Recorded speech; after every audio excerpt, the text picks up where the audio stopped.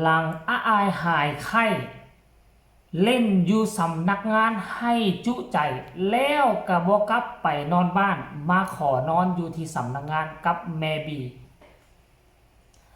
สบายดี FC แฟนคลับตอนเศร้าๆมาพบมาพ่อกันคลิปนี้จะพาทุกคนไปติดตามเรื่องเล่าการเคลื่อนไหวของบอสน้อยอาอายลูกสาวของบอสนกพงศกรแห่งวงเสียงวิหกพบพ่อกันเศร้านี่ก็ถือว่าบ่ค่อยดีพ่อปานใดกำลังนั่งเฮ็ดคลิปปุ๊บฝุ่นมันมาปอบแปบปอบแปบปอบแปบแล้วทุกคนเสียงฝุ่นสาดลงมาทั้งหลังคานี่ดังสวดซาดแล้วโว้ยก็คิดว่าเวียงจันทน์สิรอดมันบ่รอดได้ทานผู้ชมกรมอุตุนิยมเขาบอกว่าพายุลูกใหม่กำลังจะสัดเข้ามาในวันที่18หา21เบิ่งแล้วคือบ่เห็นนครหลวงเวียงจันทน์นะเห็นแต่แขวงอื่นพัดผ่านไป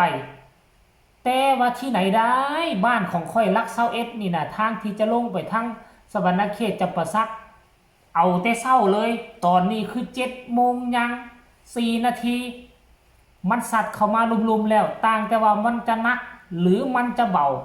ให้ทุกคนมาติดตามน้ำกันก็แล้วกันเขตหนองคายเขตอุดรระมัดระวังกันเด้อคันถ้าพายุเข้าเวียงจันทน์เขตนั่นก็บ่เหลืออำเภอศรีเชียงใหม่นะท่านผู้ชมมาต่อใส่หัวข้อหลักของพวกเฮาคือเรื่องราวของบอสน้อยอาอายห่างหายจากสำนักงานวงเสียงวิหกไป2 วันเพิ่นก็คิดฮอดคิดถึงสมาชิกทั้งเก่าและใหม่หลายเด้มาเมื่อวานนี้ก็โชคดีเจอเซอร์ไพรส์ใหญ่อ้ายเต้ายอง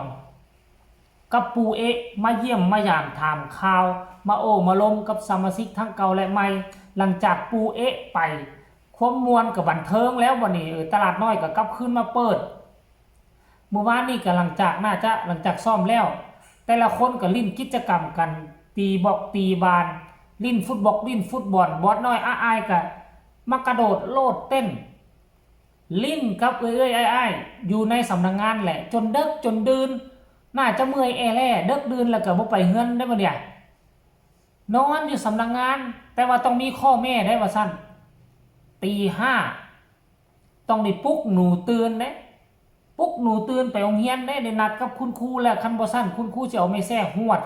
ดากได้ว่าซั่นนี่ท่านผู้ชมแต่ว่าก็บ่แน่ใจว่าทั้งยายลำเพิ่นอยู่เฮือนอยู่ซ่านบ่เห็น2 วันแล้วเห็นทั้งแม่บีไป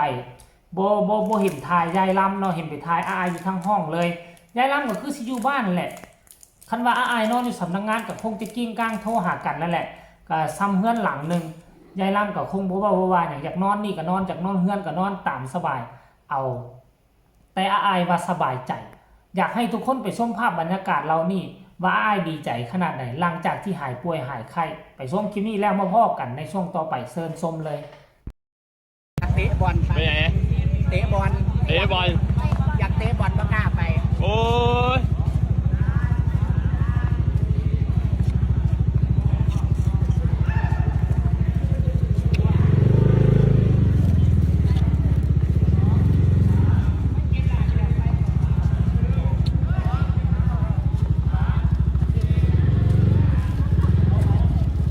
เตะบอลไปไหน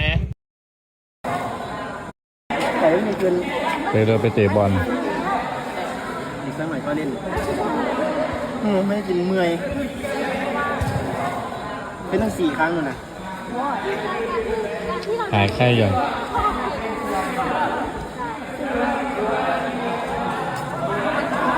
แม่ไปออกกำลังกายเลยไปเตะบอลเลยโอ้ยเนี่ยกลายเป็นพระเอก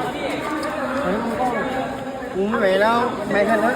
เบียดการนี้คนเรามีความรักก็มีบทลงโทษด้วยใช่ความรักก็เหมือนมะละกอถ้าเราปลูกเราก็จะได้กินหน่อยมันแล้วก็มะละกอให้คนที่เรารักมีไม่มีผู้สาวนะก็ไปตลาดกลางบ้านไปเล่นเน็ตไฟฟรีก็ไม่ต้องกินข้าวเสร็จแล้วก็ไปก็เราจะได้ใจเขาดูดังเสร็จก็มีความรักกันก็มาหาแม่บอกแม่ว่าบอกแม่ว่าจะแต่งงานกันแล้วก็เขาก็บอกเลิกหมดสองอาบน้ำไปนี่เยอะไหมอ่ะ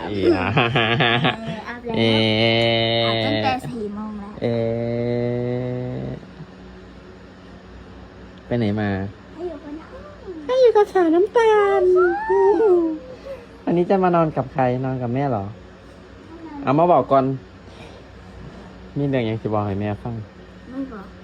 ไปนอน ไปปิดโทรศัพท์เราอะบอกให้ฟังดู มีเรื่องอย่างจะบอกให้แม่ฟัง ไม่บอก บอกแหน่ ไม่ จะบอกว่าบอก ไม่ จะ ได้ บอกว่าเว่า ไม่ได้ เตี้ยวเด้ ไม่ได้ ไม่ว่าหยอกคือบอกอยากฟัง ตอนนี้อยากฟังคาใจอยู่จะพูดหรือไม่พูด ขาใจไปเลย ก็คาใจไง บอก นี่แหละ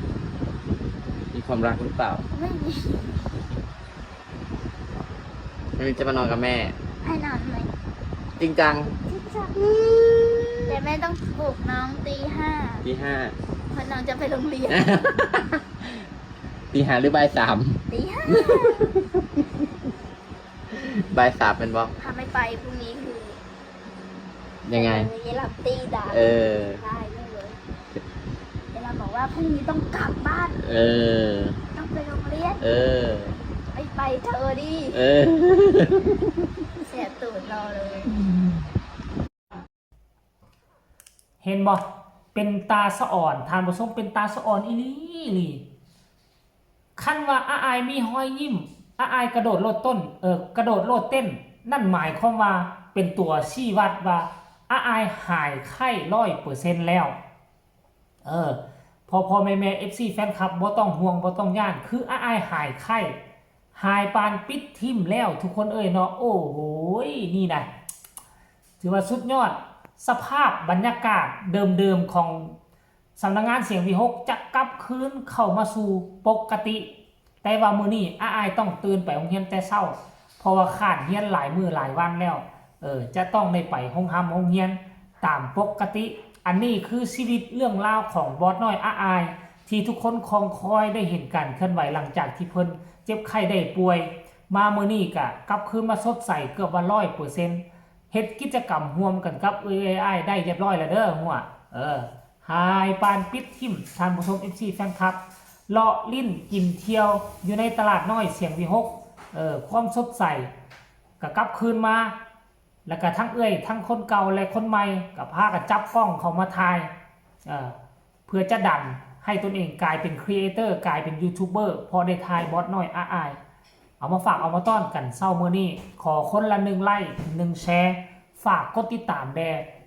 ที่สำคัญอย่ากดข้ามโฆษณา FC แฟนคลับอยากส่งกำลังแห่งใจไปให้อายหรือมีคำตำหนิติชมแนวใดก็ส่งข่าวกันมาได้ทางใต้คอมเมนต์สำหรับคลิปนี้ขอลาทานผู้ชมในเพียงซ้ำนี้ก่อนสบายดี